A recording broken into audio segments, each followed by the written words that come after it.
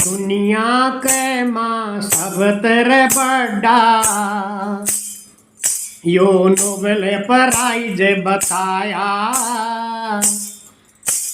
भारत के 10 विद्वानों ने इसको गले लगाया। भारत के 10 विद्वानों ने इसको गले लगाया। आदरणीय दर्शकों, मैं आप सबका मेरे इस विचार प्रवाह पर हार्दिक अभिनंदन करता हूँ। मैं आप सबके सुंदर व उज्जवल भविष्य की कामना करता हूँ। आज मैं आपको भारत के 10 महान विद्वानों का संक्षिप्त वर्णन कर रहा हूँ। इन्होंने दुनिया का सर्वश्रेष्ठ पुरस्कार नोबेल प्राइज मिला था। किन किन नक्षत्रों मिला, कैसे मिला, ये सभी संक्षिप्त वर्णन मैं आपके सामने प्रस्तुत कर रहा हूँ। सबसे पहले जो हमें नोबेल प्राइज मिला वो गीतांजलि पुस्तक के ऊपर जो रविंद्रनाथ टैगोर जी ने लिखी थी। ये एशिया और भारत का पहला नोबेल प्राइज था और यह साहित्य में 1913 में टैगोर जी को मिला था। दूसरा इनाम ये सीवी रमन जी जो वैज्ञानिक थे, 1930 में इन्हें नोबेल प्राइज मिला। इन्होंने एक बहुत बड़ा सिद्धांत रमन इफेक्ट बनाया था और ये फिजिक्स का पुरस्कार उन्हें मिला था। तीसरा जो पुरस्कार था वो 1968 में हरगोविंद खुराना जी को मेडिसिन और फिजियोलॉजी में मिला। इन्होंने मेडिसिन जगत में बहुत बड़ी सेवा की और इनको मेडिसिन का नोबेल प्राइज मिला था।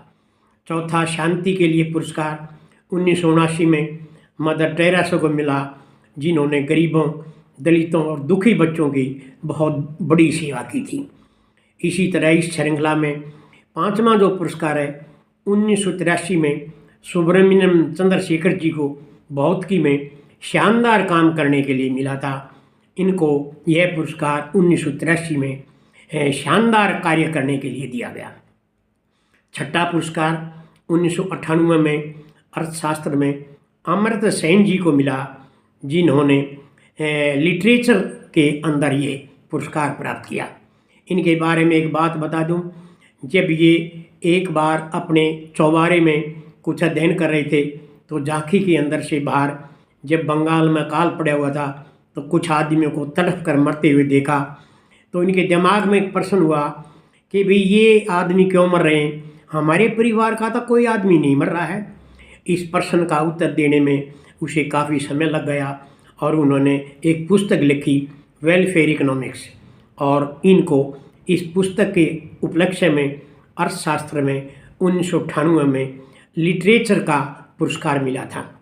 इसी तरह आगे श्रृंखला में 2001 में वीएस नायपाल जी को साहित्य के क्षेत्र में यह पुरस्कार दिया गया था। इन्होंने बहुत बड़े काम किए थे। इसी श्रृंखला में आगे 8वां नोबेल पुरस्कार 2009 में वेंकटरमन रामकृष्णन जी को मिला रसायन के क्षेत्र में। इन्होंने रसायन के क्षेत्र में बहुत ही प्रशंसनीय काम किया था।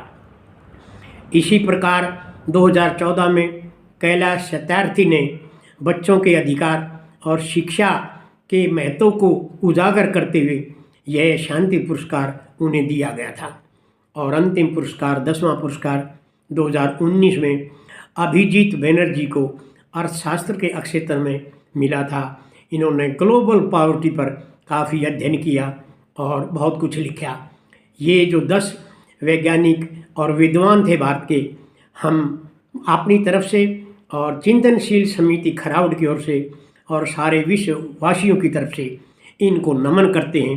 साथ साथ ये भी बता दूं कि 2022 तक कुल 989 व्यक्तियों के को ये नोबेल पुरस्कार मिले थे, जिनमें से 930 पुरुष और 59 लेडीज़ थी। और ये भी बता दूं कि इन कुल पुरस्कारों में से भारतीयों को लगभग 1% नोबेल प्राइज़ मिले थे। ये बड़े दुख का विषय है। अतः मैं अपने सभी वैज्ञानिकों से हाथ जोड़कर अनुरोध करता हूँ कि वो इस क्षेत्र में या जिस भी क्षेत्र में वो काम कर रहे हैं, बहुत ज़्यादा लगन, मेहनत और परिश्रम से काम करें ताकि भारत को अगला 11वां जो नोबेल प्राइज है जल्दी ही मिल जाए और भारत की शान में एक और पंख जुड़ जाए। धन्यवाद। Thank you very much.